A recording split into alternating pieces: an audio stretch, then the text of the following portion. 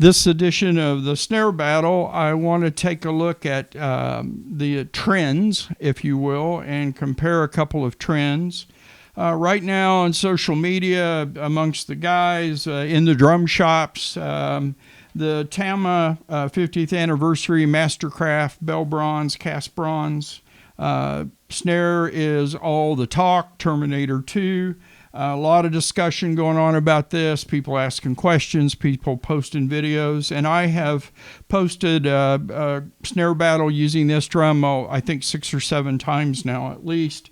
And the reason why is it's what everybody's talking about. It's the topic of conversation, and maybe not specifically this drum, but the heavy shelled cast shell, 3mm or 5mm, big heavy drums, cast rims, all of that is kind of making a comeback, if you will.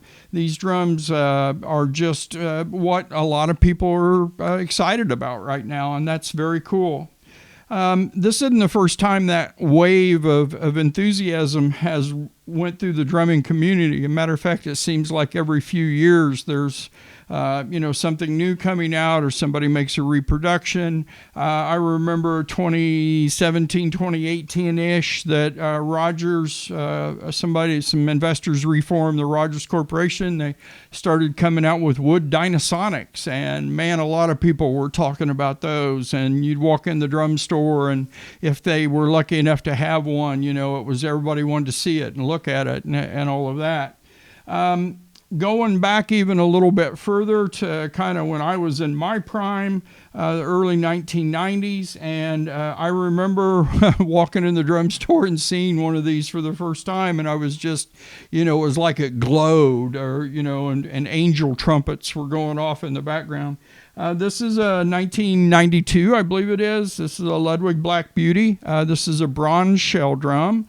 And this was a special edition run that they made, all engraved, beautifully engraved. I believe John Aldridge did these drums. They're even mentioned in Mr. Cook's Ludwig book. And they made these drums in the 6.5 and the 5-inch version. Turn it right side up. And they are just gorgeous drums. And I especially was attracted to them because of the bronze shell. I have always been a fan of bronze shell drums. Bronze and copper always seemed like just a little softer note, just a little friendlier snare drum, if you will, than, steel or aluminum or brass even. So I have just loved this drum. I got this specific one to play. It had been played when I got it just recently. I have another one that's never been played. And then the year following, they came out with this almost identical engraving pattern. It's slightly different. And they were brass drums, brass shell drums in both sizes.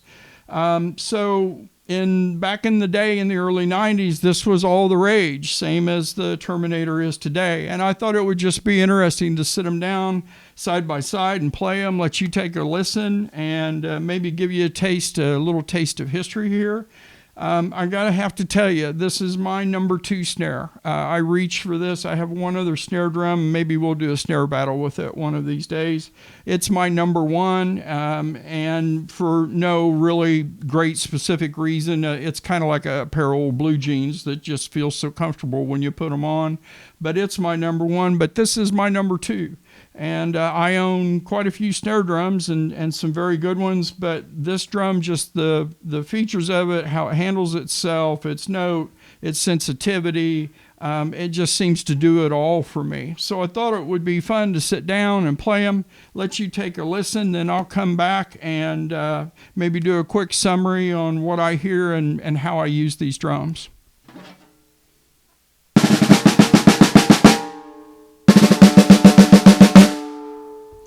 This is with no muffling. The internal muffler on both drums is completely off.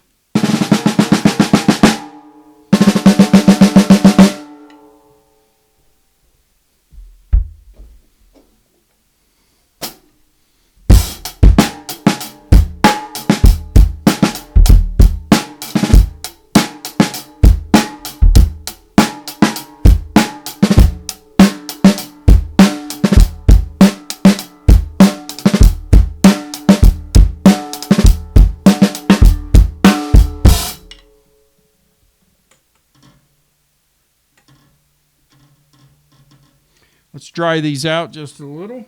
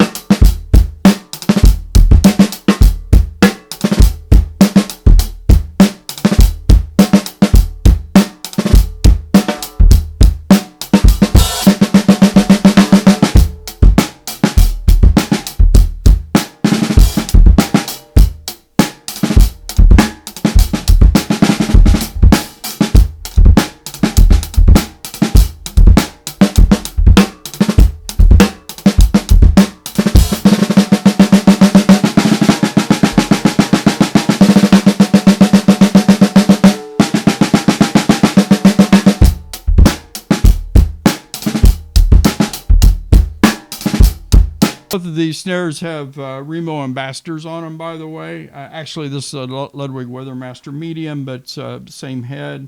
They both have Remo ambassadors on the bottom, or Evans, I can't remember which, but the same heads. I've tuned them. They're a setting of 90 every lug on top of both drums and a setting of 80 on the bottom, just like I always do. The microphones are an equal distance. There's no effects on any of this, as you can probably tell. I know a lot of my snare battle videos don't sound as polished and as nice as maybe some of the other snare review that you hear, but it's because I want the drummer to hear what's raw in the room without any compression or reverb or effects at all on the drums.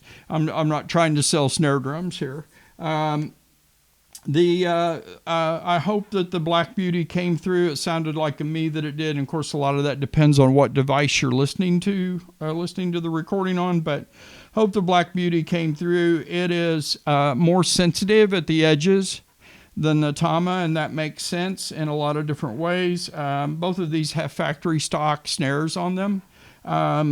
And the Black Beauty has a bigger sweet spot. I can get a good snare sound, a little push roll, a little ghost note out to the edges, a lot farther out than I can with what I can on the Terminator. It starts sounding like a tom when you get out there very far. The note off of the Black Beauty and the Terminator are very close, actually. I was kind of surprised by that. I figured this would have a slightly deeper timbre. It does not.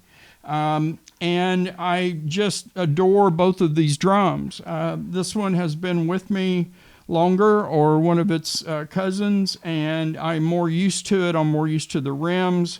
I do like the rim shot. Ludwig has always got that right on their snares, and I believe it's their rims, actually, and the height of the rim and all of that. And the bearing edge obviously has a lot to do with that as well. I like the rim shots better on this than I do on the Terminator. If I really crank hard on the snare drum, which obviously I'm not a very hard hitter, but if I really do try to accent something or try to bring the band back in, then I actually like the note produced by the Tama a little bit better.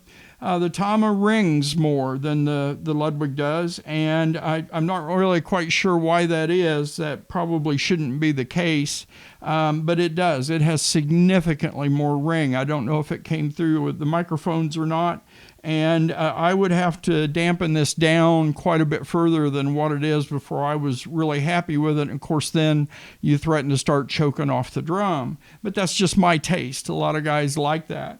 And that seems funny to say, because if the Black Beauty is famous for any one thing, it's for its ring, for its cut that gets through the mix. And yet this drum outdoes it. So if you're playing live and that's what you're after, that's probably a good thing. They're both fantastic snares. This is a list price of $4,000. These run between $2,500 and $3,500 in great condition.